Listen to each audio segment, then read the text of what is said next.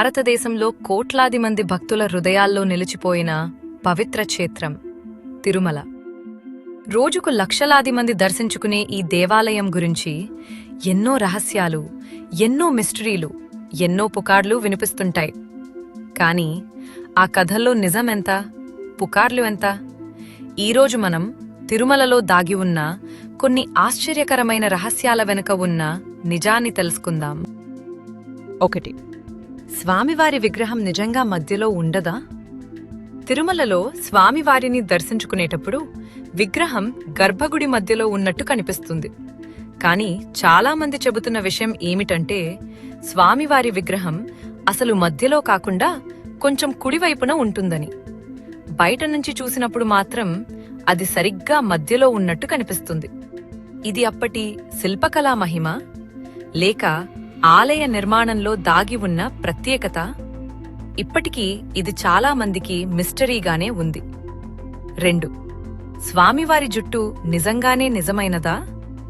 తిరుమలలో ఎక్కువగా వినిపించే కథల్లో ఇది ఒకటి. చాలామంది భక్తులు చెబుతారు, స్వామివారి విగ్రహంపై ఉన్న జుట్టు నిజమైన మానవ జుట్టులాటులా ఉంటుందని. అది ఎప్పుడూ చిక్కులు పడదని. పురాణాల ప్రకారం ఒకసారి స్వామివారి తలపై గాయం కావడంతో నీలాదేవి అనే గంధర్వ కన్య తన జుట్టును సమర్పించిందట. అందుకే భక్తులు తలనీలాలు సమర్పించే ఆచారం ప్రారంభమైందని నమ్మకం. కానీ సోషల్ మీడియాలో కనిపించే చాలామంది వీడియోలు, కథలు పూర్తిగా నిజమని మాత్రం చెప్పలేం. 3. తిరుమలలో రహస్య గ్రామం ఉందా? ఇది చాలా వైరల్ అయిన కథ. కొంతమంది చెప్తారు, స్వామివారికి సమర్పించే పూలు, నెయ్యి, పాలు అన్నీ ఒక రహస్య గ్రామం నుంచి వస్తాయని. ఆ గ్రామంలో బయటి వాళ్లకు ప్రవేశం ఉండదని కూడా అంటారు. ఈ కథ వినడానికి చాలా మిస్టీరియస్గా అనిపించినా దీనికి అధికారిక ఆధారాలు లేవు. దేవస్థానం అధికారులు చెప్పిన ప్రకారం పూలు దేవస్థానం తోటల నుంచే వస్తాయి. 4.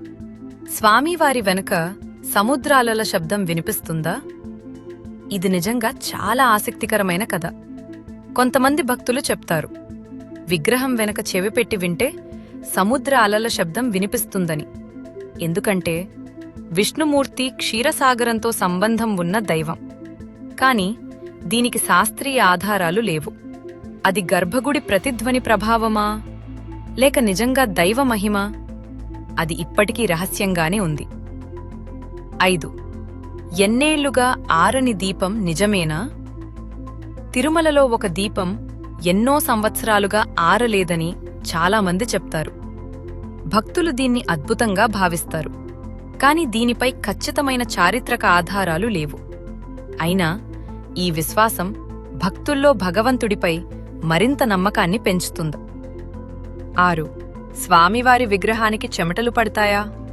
ఇది కూడా చాలామంది చెప్పే మరో ఆశ్చర్యకరమైన విషయం. కొంతమంది అర్చకులు చెబుతున్న ప్రకారం విగ్రహంపై తేమ కనిపిస్తుందని అంటారు. దాన్ని చాలామంది స్వామివారికి చెమటలు పడుతున్నాయి అని నమ్ముతారు. కానీ దీనిపై అధికారిక నిర్ధారణ మాత్రం లేదు. 7. తిరుమల కొండలు ఎందుకు పవిత్రంగా భావిస్తారు? పురాణాల ప్రకారం తిరుమలలోని 7 కొండలు ఆదిశేషుని 7 తలలకు ప్రతీకలుగా భావిస్తారు. అందుకే ఈ ప్రాంతాన్ని శేషాచలం అని పిలుస్తారు. చాలామంది భక్తులు చెబుతారు, తిరుమలలో అడుగుపెట్టగానే ఒక ప్రశాంతత, ఒక పాజిటివ్ ఎనర్జీ అనిపిస్తుందని. తిరుమలలో వినిపించే ప్రతి కథ, ప్రతి రహస్యం, ప్రతి విశ్వాసం భక్తుల మనసుల్లో ఒక ప్రత్యేకమైన అనుభూతిని కలిగిస్తుంది. కొన్ని నిజాలు కావచ్చు, కొన్ని పుకార్లు కావచ్చు, కానీ భక్తి మాత్రం నిజం. ఓం నమో వెంకటేశాయ అని పలికిన ప్రతి హృదయంలో ఒక ప్రశాంతత ఉంటుంది. ఈ వీడియో మీకు నచ్చితే లైక్ చేయండి, కామెంట్ చేసి మీ అభిప్రాయం చెప్పండి. ఇలాంటి మరిన్ని మిస్టరీ వీడియోల కోసం SMK క్రియేటివిటీ ఛానల్ని సబ్స్క్రైబ్ చేయడం మర్చిపోవద్దు. మళ్ళీ మరో ఆసక్తికరమైన వీడియోలో కలుద్దాం.